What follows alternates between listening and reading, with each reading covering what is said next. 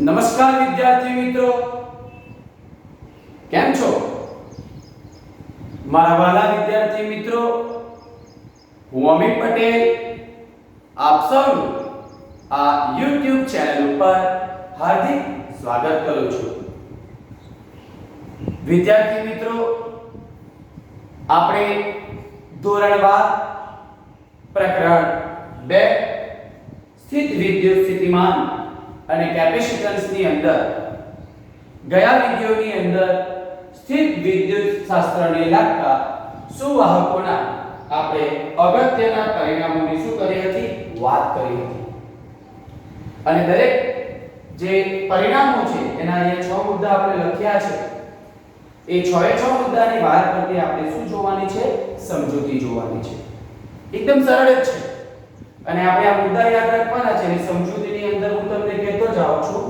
ચાલો તો એ આપણી પાસે જે સ્થિત વિદ્યુત શાસ્ત્રને લગતા સુવાહકોના અગત્યના પરિણામની અંદર પહેલું કે સુવાહકની અંદરના ભાગમાં સ્થિત વિદ્યુત ક્ષેત્ર શું હોય છે? શૂન્ય હોય છે. આ કોઈ સુવાહક છે અને એવી વાત કરવામાં આવે છે કે એના અંદરના ભાગમાં વિદ્યુત ક્ષેત્ર હંમેશા શું હોય છે? 0. કારણ કે સુવાહકની અંદર જે આપણે વિદ્યુત ભારની વાત કરવામાં આવે એ વિદ્યુત ભાર કેવો હોય છે? એનો સરવાળો કેટલો હોય છે? 0 હોય છે. એટલે તટસ્થ અને સુવાહક આપણે જે વાત કરવામાં આવે કે જે વિદ્યુતની દ્રષ્ટિએ તટસ્થ અથવા વિદ્યુત ભારિત સુવાહકની વાત કરીએ અને અહીંયા બાહ્ય વિદ્યુત ક્ષેત્ર કદાચ હાજર પણ હોઈ શકે, બરાબર? તો ત્યારે સ્થાયી સ્થિતિની વાત કરવામાં આવે, સુવાહકની સ્થાયી સ્થિતિની વાત કરવામાં આવે તો સુવાહકની અંદરના ભાગમાં કે તેની સપાટી પર કોઈ વિદ્યુત પ્રવાહ ન હોય, સ્થાયી સ્થિતિની વાત કરવામાં આવે છે.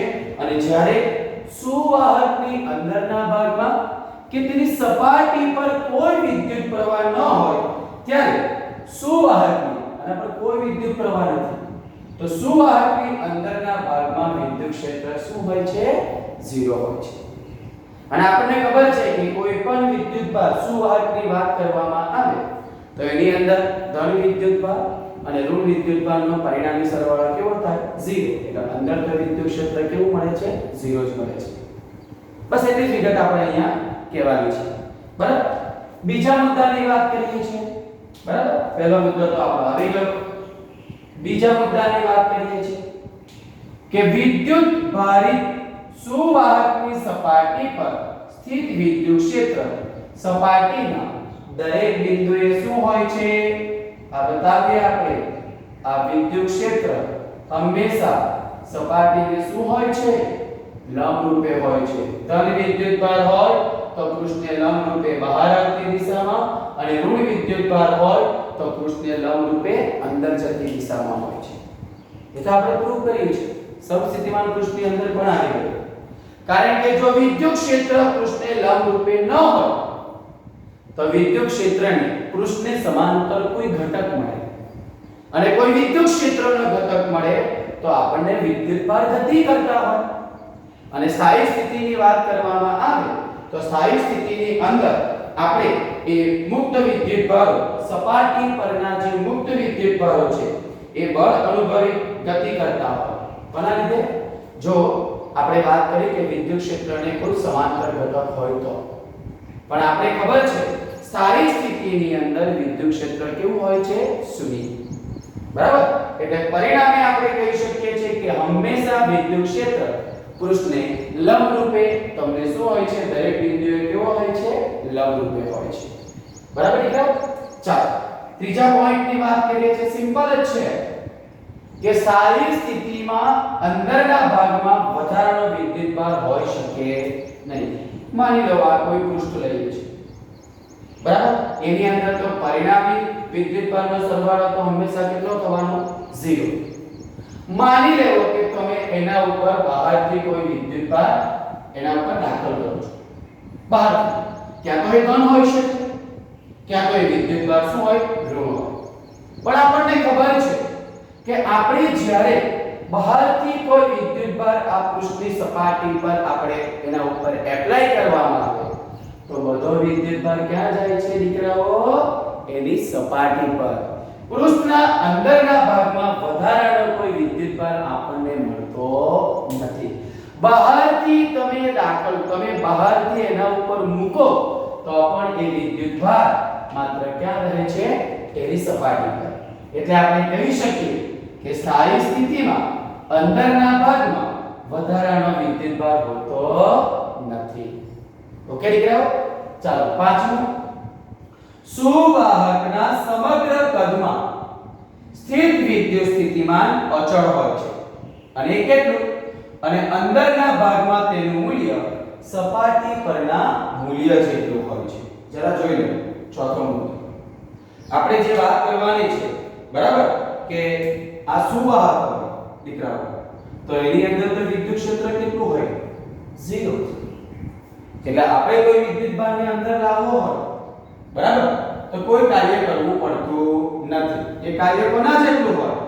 તો કોઈ વિદ્યુતભારને સપાટી પર લાવવા માટે જેટલું કાર્ય કરીએ સપાટી પર જેટલું સ્થિતિમાન હોય એટલું જ પૃષ્ઠની અંદર માટે હોય છે.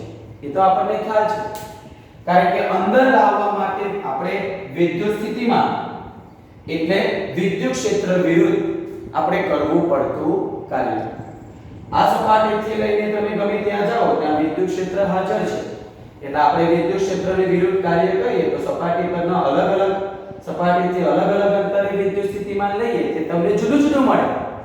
પણ આપણે આ પૃષ્ઠની સપાટી પર જેટલું સ્થિતિમાન મળે છે એટલા જ મૂલ્યોનું વિદ્યુત સ્થિતિમાન ક્યાં મળે છે? આ પૃષ્ઠને અંદરના કોઈ પણ બિંદુ આગળ. એટલે સુવાહકના સમગ્ર કદમાં સ્થિત વિદ્યુત સ્થિતિમાનનું મૂલ્ય દીકરાઓ કેવું હોય?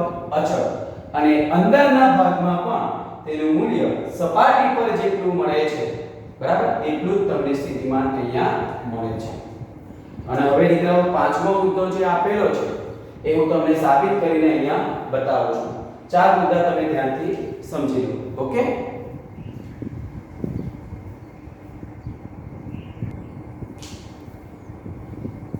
ચાલો પાંચમા મુદ્દાની હું તમને સમજૂતી આપું છું. કેવી રીતે એ જે ઇક્વેશન છે કે વિદ્યુતભારિત સુવાહકની સપાટી પર વિદ્યુત ક્ષેત્ર આટલું મળે તે આપણે અહીંયા મેળવ્યું છે. બરાબર, પદ્ધતિ તમે લખી દીધી છે પણ કેવી રીતે આવે છે તે હું તમને સમજાવું છું. બરાબર, તો જરા જોઈ લો. આ આપણું એક પૃષ્ઠ છે. આકૃતિમાં સિગ્મા પૃષ્ઠ ઘનતા ધરાવતું વાહકનું પૃષ્ઠ છે. પૃષ્ઠ ઘનતાની વ્યાખ્યા તો ખબર ને કે પૃષ્ઠ ઘનતા સિગ્મા બરાબર q બાય a એકમ ક્ષેત્રફળ દીઠ મળતો કુલ વિદ્યુતભાર. એટલે આપણે એક પૃષ્ઠ લીધું છે. તમને સમજ નહીં પડે તો આ રીતે પણ આવે. જૂની ચોપડીની અંદર આવું હતું. આ આપણું પૃષ્ઠ છે, સમજી લો. અને એના ઉપર આ સતત આપણે કહીએ એ પ્રમાણે ધન વિદ્યુતભારનું સતત વિતરણ થયું છે. ધન બરાબર. એટલે એના દ્વારા ઉદ્ભવતું વિદ્યુત ક્ષેત્ર હંમેશા ક્યાં આવવાનું? આ પૃષ્ઠને લંબ રૂપે આપણને ખ્યાલ છે બતાવ્યું છે આની અંદર. પૃષ્ઠને લંબ રૂપે ક્યાં આવવાનું છે? આ બહાર જતી દિશામાં. ધન છે એટલે ઋણ હોય તો આ અંદર બતાવી દેવાનું. ચાલો બરાબર. એટલે આપણને ખબર છે કે વિદ્યુતભાર મૂકવામાં આવે તો હંમેશા સપાટી પર રહે છે. હવે એની અંદર એક પિલ બોક્સ મેં લખ્યું છે કે આ સુવાહક આપણે 3D ની અંદર 2D બરાબર કે આ સુવાહકની સપાટી પર આ એક પિલ બોક્સ છે. આ જે આપણે કલ્પના કરી છે એ શું છે? પિલ બોક્સ, જેને આપણે ત્રિકોણ નળાકાર બરાબર આ રીતે હું બતાવું છું. આ પિલ બોક્સ એક ત્રિકોણ નળાકાર આની અંદર એક છે. હું તમને અહીંયા બતાવું છું ખબર પડે એવું કરીને બરાબર. અને એ પિન બોક્સની વાત કરવામાં આવે તો એને જોઈ લો. આ અડધો ભાગ એ પૃષ્ઠની બહાર રહે છે અને અડધો ભાગ પૃષ્ઠની અંદર. એ જ વસ્તુ અહીંયા બતાવી છે. આ જે ભાગ બતાવ્યો છે જેના ઉપર વિદ્યુતભારનું વિતરણ થયેલું છે એ આપણે પૃષ્ઠની બહારનો છે. જ્યારે આ ભાગ ક્યાં છે? પૃષ્ઠની અંદર છે. શું કરવાનું છે? એક પૃષ્ઠ લેવાનું છે કે જેની પૃષ્ઠ ઘનતા સિગ્મા છે બરાબર. અને સુવાહક આ જે આપણે લઈએ છીએ એની સપાટી પર એક પિન બોક્સ એક ત્રિકોણ નળાકાર કે જેનો અડધો ભાગ આ સપાટીને બહાર અને અડધો ભાગ આ સપાટીને અંદર એ બતાવ્યું છે. આ ભાગ છે સપાટીને લંબરૂપે બહાર છે. સમજ પડે છે? આ પૃષ્ઠ મૂક્યું છે એને બહાર આવે, બરાબર. આ તમે સમતલને લંબરૂપે તમે જોઈ શકો છો, બરાબર. અને આપણે જે સમતલ લીધું છે એને અનુરૂપ આપણે જે નાના નળાકાર કે પિલ બોક્સની વાત કરી છે તેના આરછેદનું અલ્પ ક્ષેત્રફળ ખૂબ નાનું છે, ડેલ્ટા S, અને ઊંચાઈ કેવી છે? અવગણ્ય છે, બરાબર. આ જે પિલ બોક્સ છે મેં લખ્યું છે ત્રિકોણ આકાર છે કે જેનું ક્ષેત્રફળ સૂક્ષ્મ ખંડ ડેલ્ટા S અને એની ઊંચાઈ આપણે અવગણી શકાય છે. ચલો હવે શું કરવાનું છે? આપણને ખબર છે કે આ જે તમારી સરફેસ છે એની અંદર, એ સરફેસના અંદર તમામ બિંદુ આગળ આ અંદરની સપાટીની અંદર વિદ્યુત ક્ષેત્ર હંમેશા કેટલું હોય? 0. તો આપણો જે આ પિલ બોક્સ છે એનો અડધો ભાગ આ પૃષ્ઠની અંદર છે. તો ગાઉસના નિયમનો ઉપયોગ કરીએ તો આ બંધગાળા દ્વારા ઘેરાતો વિદ્યુતભાર કેટલો મળે? કેટલો મળે જોઈ શકો છો. આની અંદર કોઈ વિદ્યુતભાર છે? આટલેથી આટલામાં કોઈ વિદ્યુતભાર નથી, એટલે વિદ્યુત ક્ષેત્ર તો કેટલું છે? 0. કોઈ વિદ્યુતભાર આ આપણો જે પિલ બોક્સ લીધો છે એ સપાટીના અંદરના ભાગ દ્વારા કોઈ વિદ્યુતભાર ઘેરાતો ન હોવાથી એની સાથે સંકળાયેલો ફ્લક્સ 0, એટલે વિદ્યુત ક્ષેત્ર તો આપણે કહી દીધું છે શું હોય છે? 0. જોઈ લો, સપાટીની અંદરના ભાગમાં સ્થિત વિદ્યુત ક્ષેત્ર કેવું હોય છે? 0. આ સપાટી છે એના અંદરના ભાગમાં વિદ્યુત ક્ષેત્ર કેવું હોય છે? 0, બરાબર. અને એટલા માટે મેં તમને વાત કરી છે એ પ્રમાણે આ પિલ બોક્સ નો જે અંદરનો ભાગ આટલો છે એના દ્વારા ઘેરાતો વિદ્યુતભાર 0 અને પરિણામે એની સાથે સંકળાયેલો ફ્લક્સ 0, એટલે આપણને વિદ્યુત ક્ષેત્ર આ પિલ બોક્સનો, બરાબર, જે થોડો ભાગ આ સપાટીની અંદર છે એની સાથે સંકળાયેલું વિદ્યુત ક્ષેત્ર હંમેશા કેટલું મળે છે? 0 મળે છે. ખ્યાલ આવે છે દીકરાઓ? ચાલો હવે વાત કરવાની છે આ ઉપરના ભાગની, અને એની સાથે સંકળાયેલું આ વિદ્યુત ક્ષેત્ર તો આપણને મળે જ છે કારણ કે એના દ્વારા વિદ્યુતભાર આવે છે, વિદ્યુતભાર ઘેરાય છે, બતાવેલું છે મેં. તો જુઓ હવે આગળ જઈએ કે પિલ બોક્સના બહારના ભાગ વડે ઘેરાતો વિદ્યુતભાર Q બરાબર સિગ્મા ઇન્ટુ ડેલ્ટા. ક્યાંથી આવ્યું? તો આપણે જે સપાટી લીધી છે પિલ બોક્સની જે નળાકારની વાત કરી છે એનો જે બહારનો ભાગ છે, બરાબર, એનું આપણે જે ક્ષેત્રફળની વાત કરીએ એ ક્ષેત્રફળ કેટલું લીધું છે? ડેલ્ટા S છે, નાનો ભાગ લીધો. હવે પૃષ્ઠ ઘનતાની વ્યાખ્યાનો ઉપયોગ કરવામાં આવે તો આપણે લખીએ છીએ અહીંયા કે પૃષ્ઠ ઘનતા સિગ્મા બરાબર Q બાય K. તો અહીંયા આપણે પૃષ્ઠ ઘનતા તો સિગ્મા છે, વિદ્યુતભાર પણ Q છે, પણ આપણે ક્ષેત્રફળ જે લીધું છે ખાલી કેટલું છે? Delta S. તો આ પિલ બોક્સનો જે બહારનો ભાગ છે એની સાથે સંકળાયેલી એની પૃષ્ઠ ઘનતા. ચાલો તો એના વડે ઘેરાયેલો વિદ્યુતભાર કેટલો? તો Q બરાબર સિગ્મા ઇન્ટુ દીકરાઓ શું થશે? Delta S. તમે જોઈ શકો છો કે આ જે પિલ બોક્સ આપણે લીધો છે એના દ્વારા આ વિદ્યુતભાર ઘેરાય છે અને એ વિદ્યુતભારની પૃષ્ઠ ઘનતા સિગ્મા બરાબર Q ના છેદમાં ડેલ્ટા S. તો એ વિદ્યુતભાર કેટલો થશે? Q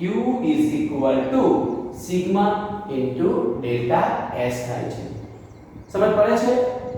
એટલે આ આપણો જે આ પૃષ્ઠ આ જે સપાટી છે એ સપાટીનો જે બહારનો ભાગ જે પિલ બોક્સ આપણે કલ્પના કરી છે એના વડે વિદ્યુતભાર ઘેરાય છે અને એ વિદ્યુતભાર આપણને આટલું મળે છે.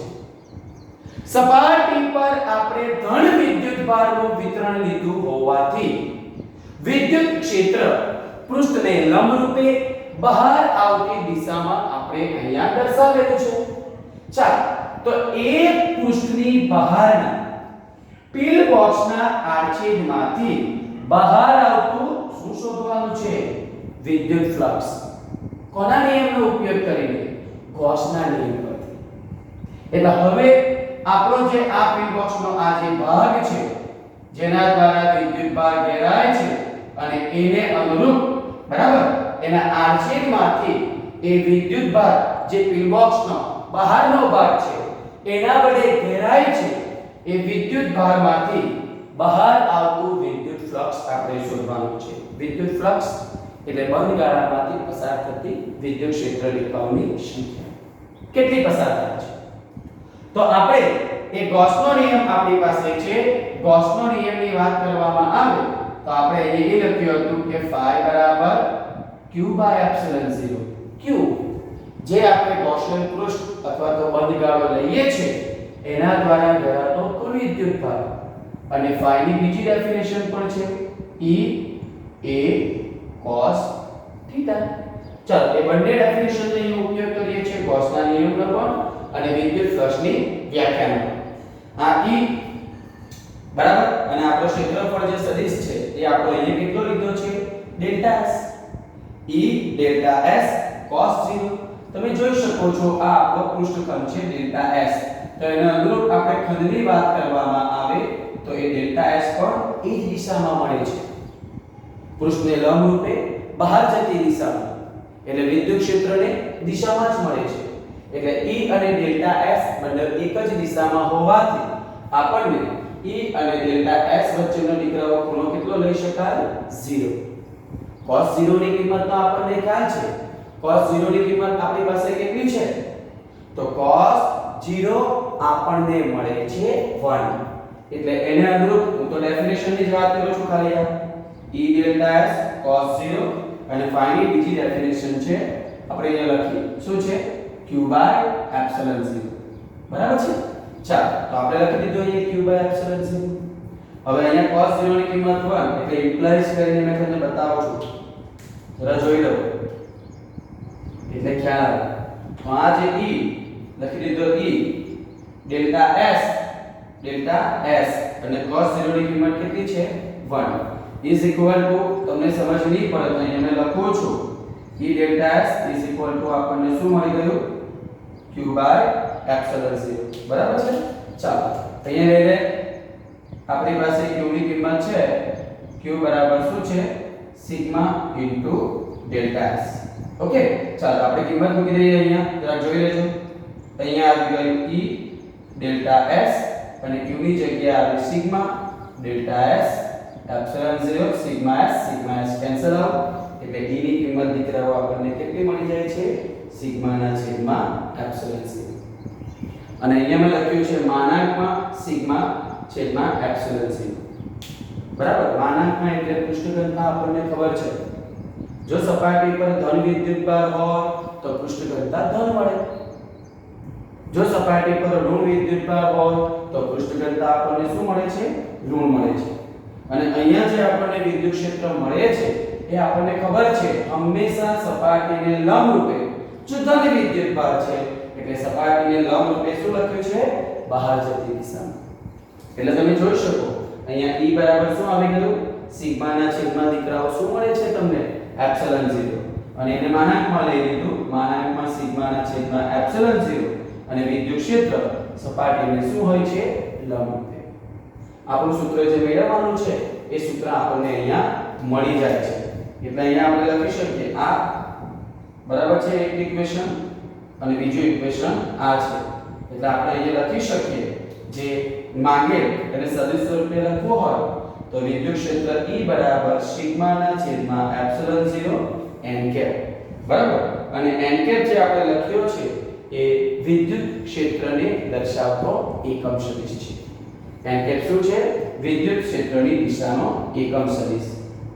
n કેપ આ વિદ્યુત ક્ષેત્રની દિશાનો શું છે એ એકમ સદિશ. એટલે તમને પણ ખબર છે કે જો સિગ્માની કિંમત ગ્રેટર ધેન 0 એનો મતલબ શું થાય દીકરાઓ તો આપણે જે પૃષ્ઠ લીધું છે એના ઉપર આપણે જે પૃષ્ઠ લીધું છે એના ઉપર ધન વિદ્યુતભાર હોય તો પૃષ્ઠ ઘનતા ધન મળે એટલે ગ્રેટર ધેન 0 થાય.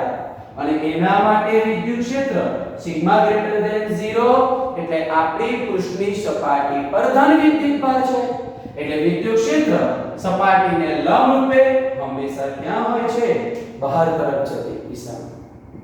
અને જો સિગ્માની કિંમત <0 મળે, <0 એટલે આપણી પૃષ્ઠની સપાટી પર વિદ્યુતભાર કયો પથરાયેલો છે?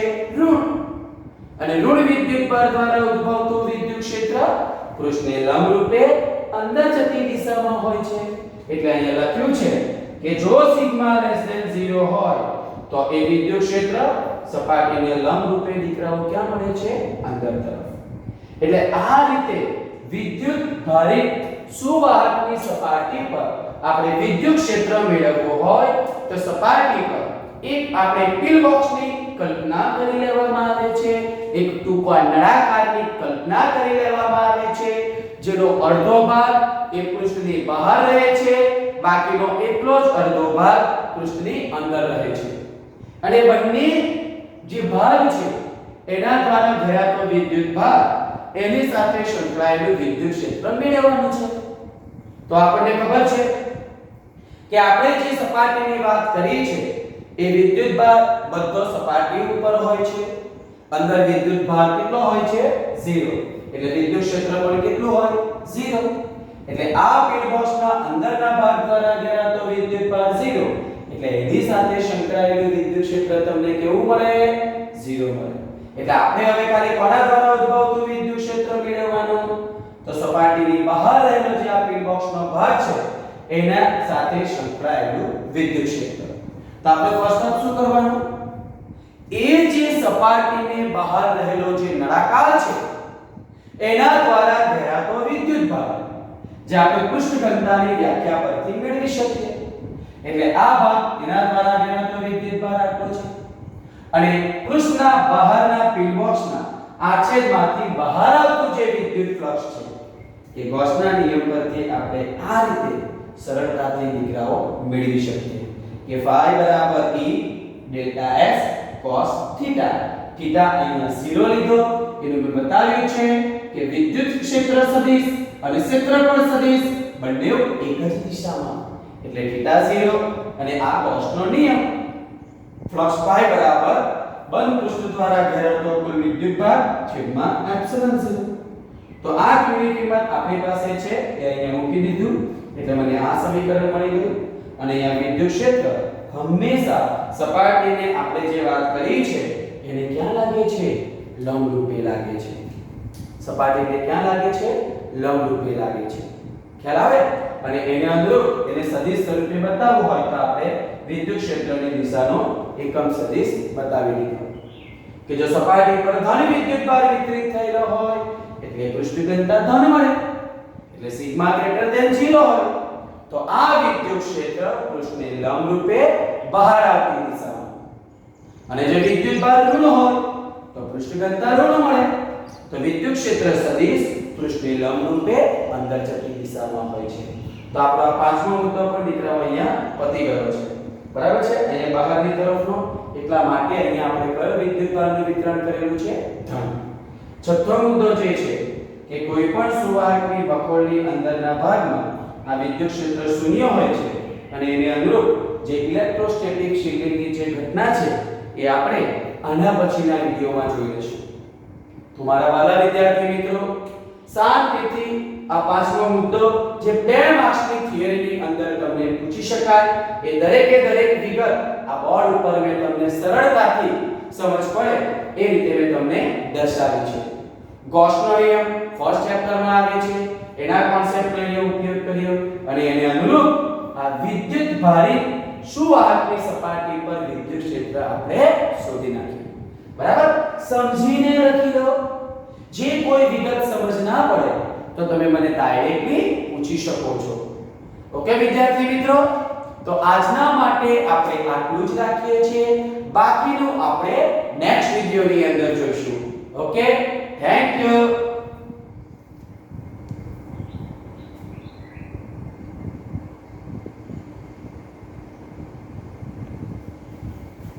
અને દીકરાઓ, આકૃતિ તમારે આ દોરવાની છે, આ ખાલી તમારી સમજ માટે છે. ઓકે, આ દોરવાની છે, આ તમારી સમજ માટે છે.